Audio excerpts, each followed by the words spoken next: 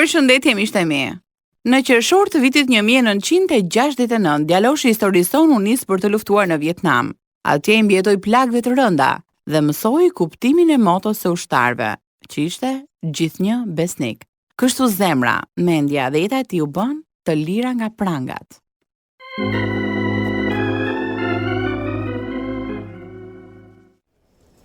Na e dërgo adresën e vendit ku do të qëndrosh sapo të mbërish. Mirë, Bir? Mirë, mami. Dukesh shumë serioz me uniform, Timi. Të vjen keq nëse të përqafoj? Ç'është ajo fjalë, mami? Sigurisht që mundesh. Mos ju ndaj Perëndis, Biri im. Ne do të lutemi për ty.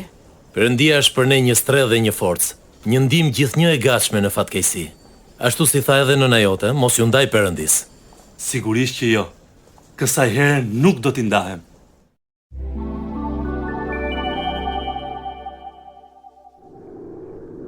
Nuk mundem, Zot. Në Vietnam unë nuk mund të jetoj për ty. Ata burra janë ushtarë. Kam për të qeshur me mua, do të tallen për një ndryshim kaq të dukshëm në sjellje. Duhet të tregohemi fort. Këtë punë le ta bëjnë kapiteni dhe Ligori. Unë do të jetoj për ty një herë tjetër. Të jap fjalën, por tani nuk mundem. Po ndishni të lirë nga prangat të radiodramatizimin e historive të vërteta njerëzore që përcjellin lajmin e mirë në botë. Këto histori janë prodhuar në Chicago nga Pacific Garden Mission dhe vinë për ju në gjuhën shqipe nga Radio 7 në Tiranë. Sot për transmetim ju të ndiqni programin me numër 333. Programi që u bën të përbaheni me veten dhe të mendoni.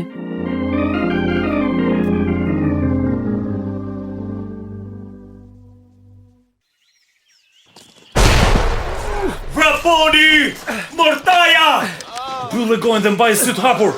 Rreshteri shkeli në një zonë të minuar, por është ende gjallë. Ku është mjeku ushtar? Të rrizi një helikopter dhe një mjeku ushtar, shpejt, shpejt! Ai është gjallë, është ende gjallë. O Zot, ndihmoje Tim Li, ose lër të vdes. Jepi edhe një mundësi, të lutem o Zot, kurseja jetën.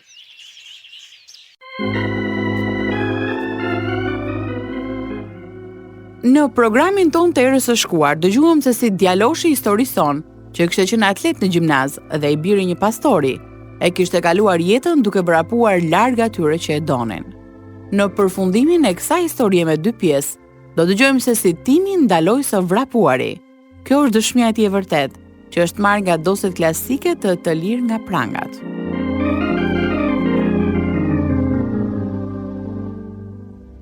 Trajnimet ushtarake në Paris Island dhe në kampin Lezhun i kisha bërë me Ligorin, një burr që donte Perëndin dhe ndryshe nga unë, ai nuk kishte turp ta shprehte hapur.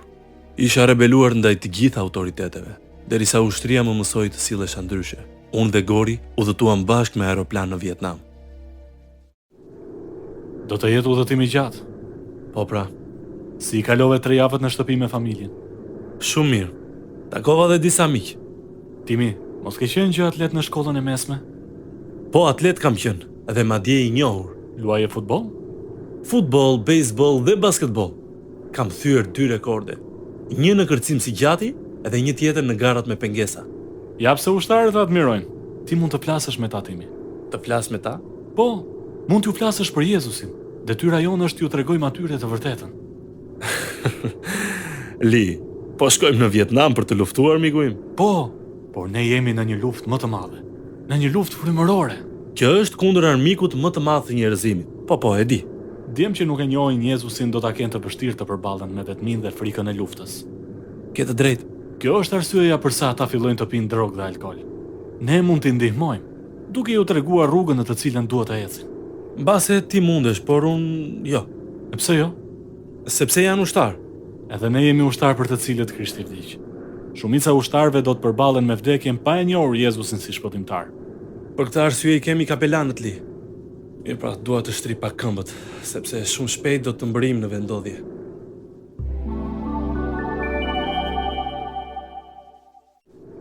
Ja ku doli në sfonde dhe vije bregdetare e Vietnamit.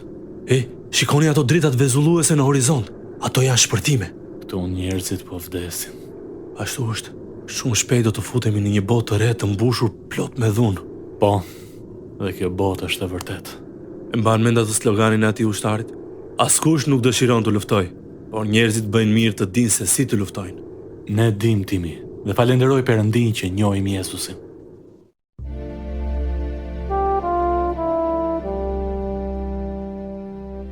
Në korik të vitit 1970, zbritëm në Danang dhe zemra ime më mbush me frikë.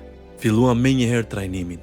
Kur mbërritëm, një kolonel na tha: "Shpresojmë të mos përjetoni më shumë se kaq nga bota e regjimit komunist." Muajt kaluan shumë shpejt dhe unë u bëra i zoti në detyrat që kisha në fushë betej.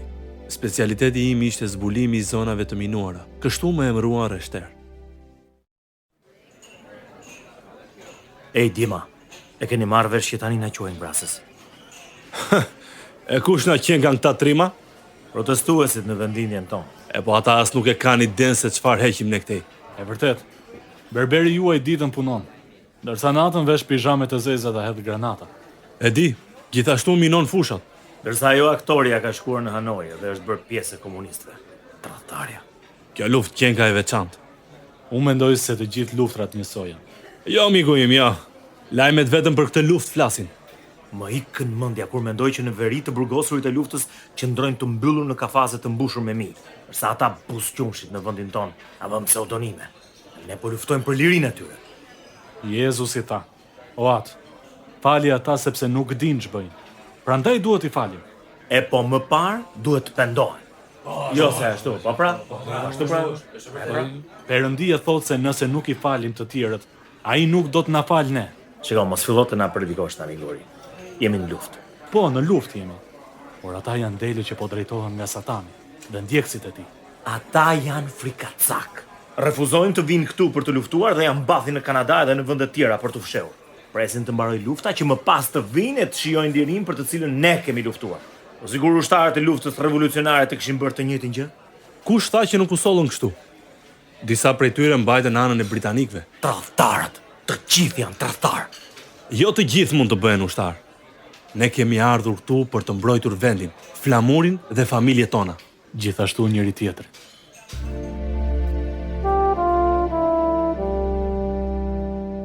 Ushtar Gori ishte inkurajim për mua, megjithse asnjëherë nuk ja thash këtë gjë. Sjellja e tij si i krishter filloi të më bënte të ndihesha fajtor në zemër dhe mendje. Letrat e prindërve më kujtonin që nuk e kisha mbajtur premtimin që u kisha bërë atyre dhe Perëndis. 9 muajt e tjerë kaluan shpejt. Ne ishim përleshur disa herë me armikun dhe kisha kuptuar çfarë do të thoshte të merrje jetë njerëzish. Kjo gjë nuk më pëlqente, por ishte pjesë e detyrës time. Vetëm 30 ditë më kishin mbetur në Vietnam. Reshter, kam dëgjuar se tani do të punoni në zyrë. Në fakt nuk e pranova postin e ri që më ofruan. Pse?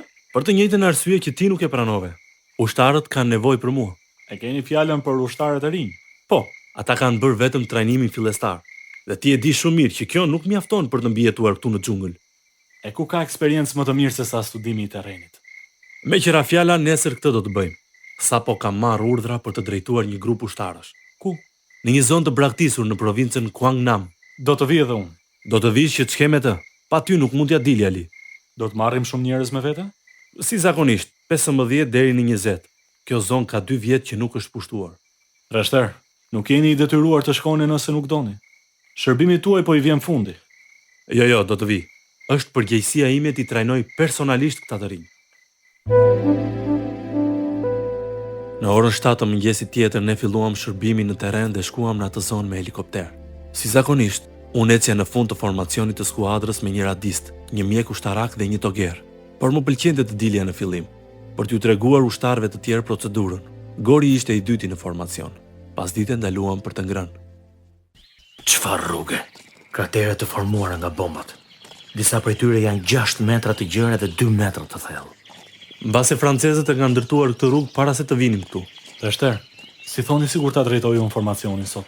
Nuk ka gjë Gori. Por sot do ta mbyllum këtë punë. Nesër do vazhdosh ti. Më thoni po ndryshuat mendje. Mirë burra, le të nisemi tani. Do ndajemi si në fillim. Do të vijemi njëri pas tjetrit, me 2-3 metra distancë nga njëri tjetri. Dakor?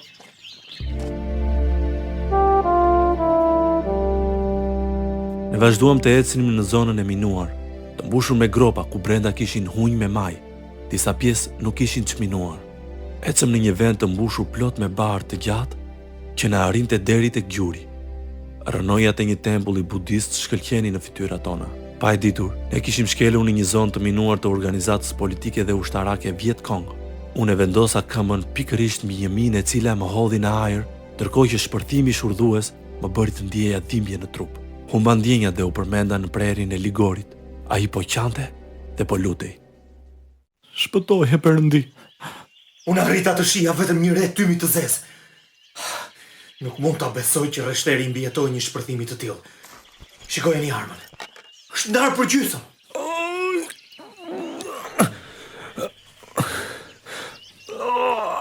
Merre, përdor këmishën time për të fshirë gjakun. Zot, mos lejo që të vdes. Të lutem, shpëtoje. O Zot, jo këmbët e mia. Të lutem, nëse më kthem gjallë të nëna dhe babaj, të jap fjalën se do të bëj çdo gjë që të më kërkosh. O Zot, të lutem.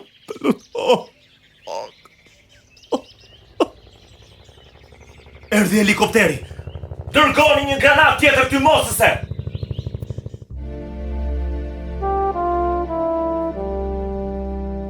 Më dërguan me helikopter në anijen spitalore Sanctuary dhe për javë të tëra isha në rrezik vdekje. Nuk kisha pasur kur më parë dhimbje kaq të forta. Ditën tjetër, Ligori erdhi në anije për të më takuar. Nuk e mbaj mend ta kem parë, por ai bisedoi me një mjek ushtarak për gjendjen në të cilën ndodhesha. Herë përmendet herë jo. Ka shumë dhimbje. Megjithëse I kemi injektuar morfinën. Ato të mund të mbijetoj? Gjendja është serioze. Kemi prerë një pjesë të këmbëve dhe pjesa tjetër është shumë e vrarë. Ai shkeli mbi një minë që peshonte 27 kg. Atëherë është me fat që është ende gjallë. Po pra, të tjerët kanë vdekur nga shpërthime të tilla. Sidoqoftë ka marrë shumë infeksione në trup. Dhe nga shpërthimi I kanë hyrë disa copëza në krah dhe në ballë. Të paktën është gjallë dhe falenderoj Perëndin për këtë. Po, por mbase nuk do të doj të jetoj më. Po lutem për të. Thuaje këtë kur të përmendet sërish. Mirë. Pavarësisht besimit të fortë, Ligori u kthye tek ushtarët dhe ju tha se kishte gjasa që unë të mos mbijetoja. Të gjithë kishin dyshime për të ardhmen time. 2 ushtarë shkuan të lajmëronin prindrit e mi. Wanda e kam të vështirë ta besoj që ata po flisnin për timin. Isha e detyruar të prisja 2 orë sepse nuk më tregonin pa ardhur ti. O, Perëndi, e marr me mend se sa e vështirë ka qenë për ty. Duhet ta përgatisja zemrën time për më të keqen. Perëndia më ndihmoi, por ishte shumë e vështirë. Timi që nga plagosur gjatë kohës që ishte në detyrë. Tani ndodhet në anijen spitalore Sanctuary. I kanë prerë një pjesë të këmbëve dhe është në gjendje kritike për jetën. Ki mëshirë, Perëndi. Të lutem mos lejo që të vdes. Tani duhet të lutemi për të si asnjëherë më parë, Wanda. Shumë shpejt do dëgjojmë se si lutjet e tyre u dëgjuan.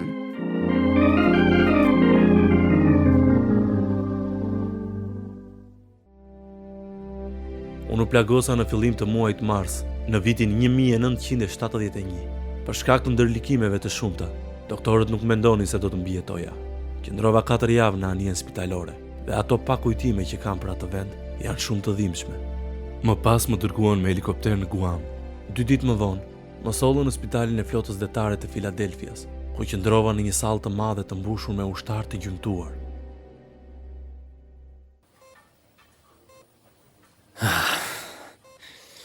Qenë ka shumë e vështirë, Ermik.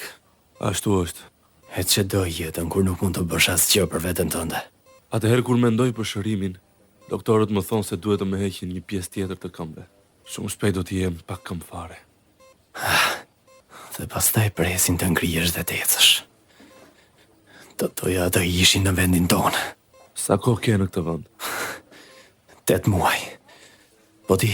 Nuk e di, por dua shumë që të kthehem në shtëpi. E kush nuk do? Kam kaq të vështirë ta besoj këtë gjë. Çfarë? Gjendje në të cilën ndodhem. Dua të ngrihem e të vrapoj siç kam bërë gjithnjë. Nuk dua të ndihem I pa shpresë. Kjo ka shumë e vështirë, miku im. Kjo ka shumë e vështirë. E po ja që duhet ta besosh. Ne nuk do të ecim më kurrë. Prindrit e mi jetonin në Illinois, dhe megjithëse nuk ishin mirë nga ana financiare, Ata udhëtuan me makinë në Filadelfia për të më takuar. Pasi më njoftuan për ardhjen e tyre, prisja me padurim t'i takoja. Në sallë ndodheshin 30 burra dhe unë ndodhesha në mes të tyre. Prindrit hyn brenda dhe filluan të më kërkonin. Sapo më pan, vrapuan tek shtrati im, njëri nga njëra anë dhe tjetri nga ana tjetër.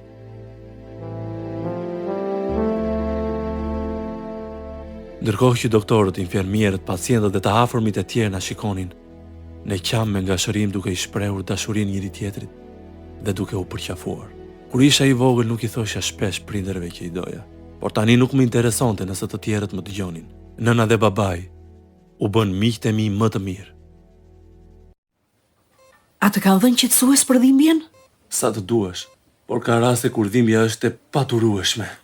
Në fakt, bazuar tek telegramet që merrnim, disa herë ne menduam se nuk do t'ja diljem ban. Gjatë kohës që ti ishe në anijën spitalore, na erdhen më shumë se 30 telegrame. Një ushtar erdhi disa herë për të na takuar. Sa mirë. Jemi lutur pa pushim për ty, bir. Edhe unë jam lutur, babi. Perëndia e kurseu jetën time. Dhe unë i kam dhënë fjalën që tani do të bëj çdo gjë që ai më kërkon. Ai mund të përdor sërish, Timi. Mos harro. Unë mund të bëj gjithçka me anë të Krishtit që më forcon. Çdo ditë ja kujtoj vetes të varg. Muaj pas muaj bëja ndërhyrje kirurgjikale dhe më pas fillova të shërohesha. Në Korik prindrit erdhën të më takonin sërish. Doktorët vendosën që para ndërhyrjes tjetër do të ishte mirë të shkoja në shtëpi disa ditë. Kështu shkova në St. Louis, ku prindrit më morën me makinë. Ditën tjetër shkova me ta në kish dhe të gjithë më përshëndetën me dashuri. Dua t'ju falenderoj të gjithëve që jeni lutur, por gjithashtu dua t'ju kërkoj të falur. Para se të shkoja në ushtri, isha një djalosh i ashpër dhe rebel. Kam bërë gjëra për të cilat sot jam penduar. I solla turp emrit të familjes dhe shërbesës së Timeti. Dua ta dini se kjo gjë nuk ka për të ndodhur më. I kam dhënë fjalën Perëndisë se pjesën tjetër të jetës do ta jetoj për Krishtin.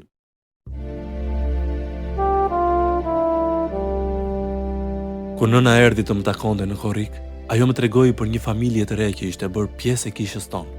Çifti kishte një vajzë që quhej Koni. Ajo ishte në klasë me mua në shkollën e së dielës. Ishte dashuri me shikim të parë. Si shkoi mësimi sot, Timi? Shumë mirë, mami. Takova atë vajzën për të cilën më fole. Konin? Është e mirë apo jo? Familja e saj u antarësua tek ne menjëherë pasi ti u nise në Vietnam. Ajo më dha fjalën se do të më shkruaj kur të kthehem në spital. Dhe unë jam e sigurt që do ta bëj. Jam shumë i gëzuar që erdha në shtëpi. Tani ndihem më i sigurt për të ardhmen time. Sa do të qëndrosh andej, bir? Mbase 4 muaj, do të bëj edhe një ndërhyrje tjetër kirurgjikale dhe më pas do të filloj rehabilitimin. Po mban qëndrimin e duhur, Timi. Në spital nuk është edhe aq këndshëm. Ndaj e dija që ose do të përmirësohesha, ose do të përkeqësohesha, dhe zgjodha të përmirësohem.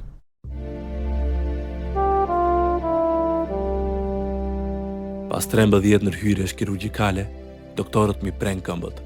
Nga këmba e djathtë më mbeti vetëm 8 cm dhe nga këmba e majtë 28 cm.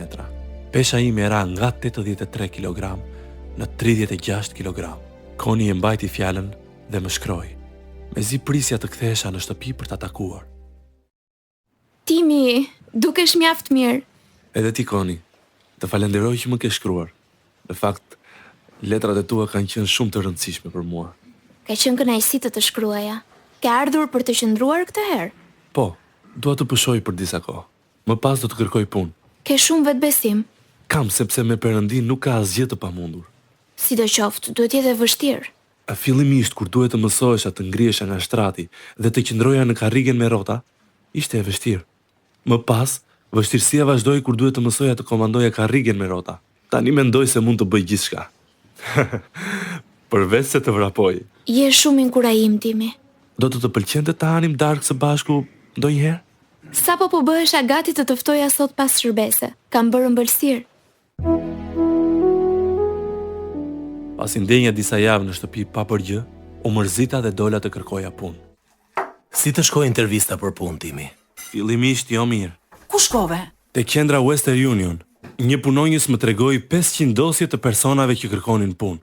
I tha se nëse do të më jepte një mundësi, brenda 2 javëve do të bëhesha po aq i zotit sa punonjësit e tjerë. Në rast të kundërt, mund të më pushonte. Ke thënë fjalët e duhura. Atij i pëlqeu entuziazmi im, kështu që do të filloj nesër.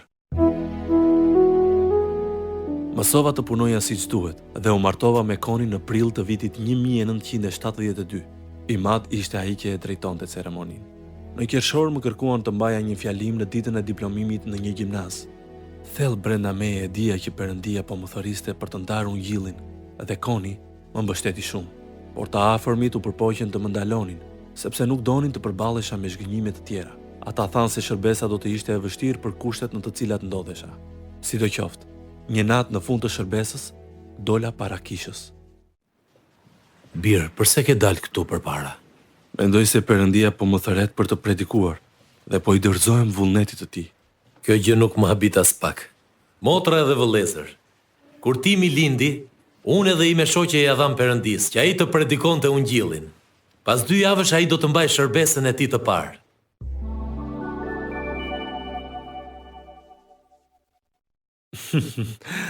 Në shkollën e mesme kam qenë atlet, por në të vërtet po vrapoja larg Perëndis.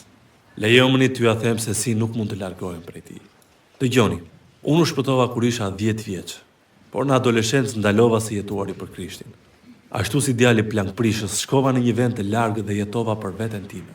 Tek letra e parë e Korintasve kapitulli 6, vargu 20 thuhet, sepse u blet me një çmim, përlëvdoni Perëndin pra në trupin tuaj dhe në frymën tuaj që i përkasin Perëndis. Por i largova këto fjalë nga mendja ime. Ungjillin e ndante një ushtar tjetër. Unë nuk kisha guxim.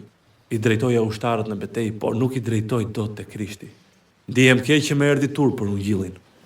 Jezusi tha, sepse nëse ndokujt i vjen turp për mua dhe për fjalët e mia, edhe Biri të njeriu do t'i vijë turp për të, kur të vijë në lavdinë e vet dhe të Atit e të engjëjve të shenjtë. Krishti vdiq për mëkatet e mia. Bibla thot, ai është shlyesi për mëkatet tona dhe jo vetëm për tonat, por edhe për ato të gjithë botës. Detyra e çdo besimtari është t'ju tregojë të tjerëve lajmin e mirë të shpëtimit të Perëndisë. Nuk do të largohem nga kjo përgjegjësi. Këtë tutje do t'ju them të gjithë atyre që dëgjojnë këtë, sepse Perëndia e deshi aq botën, sa dha Birin e tij të vetëm lindur, që kushdo që beson në të, të mos humbas, por të ketë jetë të përjetshme. Në shtator të vitit 1974, më caktuan pastor. Atë ditë 60 burra u ulën pranë meje. I mat ndau ungjillin në lidhje me këtë gjë. Dhe shpesh afroi pranë meje duke drejtuar gishtin nga unë. Bir, prediko fjalën. Ngul këmbë me kohë e pa kohë. Kritiko dhe qorto. Këshillo me çdo durim dhe doktrinë.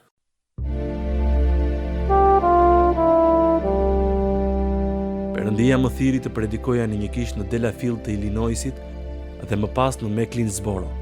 Gjatë 5 viteve që shërbeva si pastor, Zoti më bekoi me një djalë dhe një vajzë. Çdo vit shkoja në një shkollë ku të rinjt përgatiteshin për të predikuar dhe atje u njoha me një pastor të cilin e ftova të predikonte në kishë. Ai qëndroi në shtëpinë tonë. Të kërkoj të luteshe për 30 ditë? E për çfarë? Për ungjillizimin. Do me thënë do të heqësh dorë nga detyra jote si pastor? Pikërisht ashtu. Ai mendon se do të jemi Zoti për të inkurajuar dhe sfiduar besimtarët që të bëjnë më shumë për Perëndin. Ka të drejtë për këtë, por ungjilltarët duhet të udhtojnë shumë apo jo? Ashtu është. Mos harro që ke edhe familjen. A mund të lutesh edhe ti për këtë, Koni? Do ta lejojmë Perëndin të na drejtojë dhe të na japë urtësi për vendimin që duhet të marrim. Pasi u luta për 30 ditë, në janar të vitit 1979, Perëndia na drejtoi në qytetin e Oklahomës, ku nisa shërbesën time si ungjilltar. Gjatë asaj kohe erdhi në jetë edhe vajza tjetër. Brenda një viti ne ishim duke ungjillizuar në kisha të ndryshme në të gjithë vendin.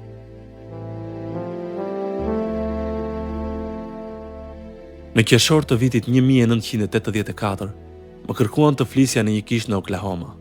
U ula në platformë ndërkohë që po këndonin himnin e ushtarit. Vura re që një mik i vjetër po vinte drejt meje për të më takuar.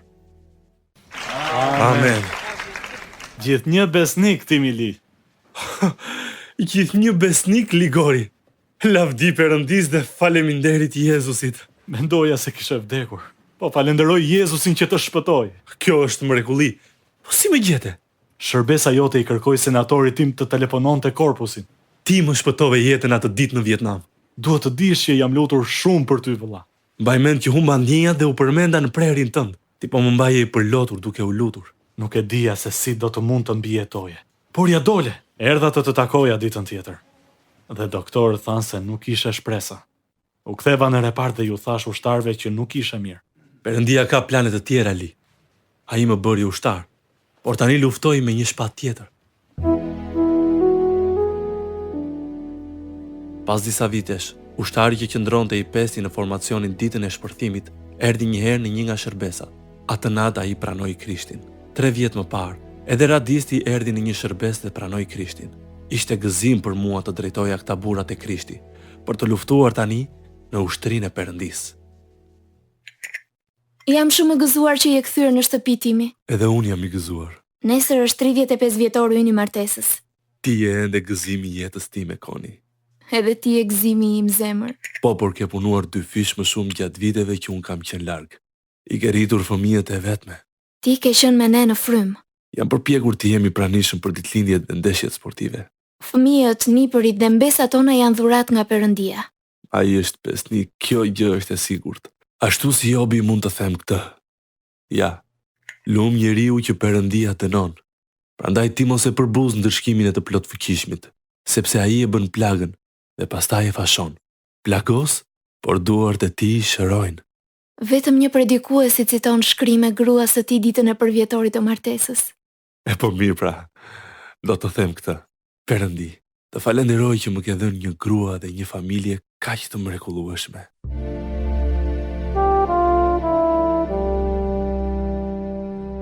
Supet e mia u shëruan dhe i kam përdorur në vend të këmbëve. Gjithashtu kam vendosur 4 copza metalike në zemër, që nga viti 1971, kur u largova nga spitali i flotës detare, kam qenë mirë me shëndet. Unë ju predikoj ungjillin të humburve dhe mbaj shërbesa në kishat lokale. Kam folur me mijëra vullnetar vietnames për gjatë viteve dhe shumë prej tyre luftojnë në një luftë që ka kohë që ka përfunduar. Unë e di përgjigjen e problemit të tyre dhe emri i tij është Jezus. Ai është komandanti i shpirtrave tanë.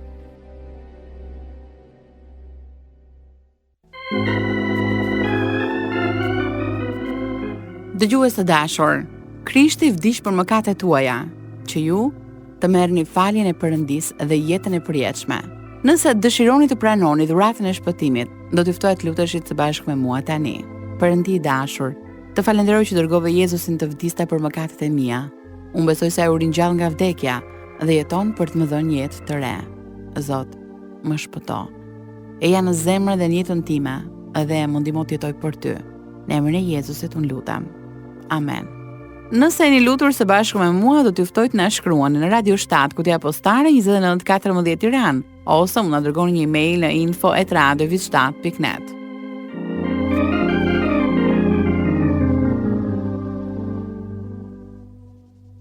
Ndoqët programin me numër 333. Kjo është pjesa e dytë e historisë së vërtetë të Timi Li.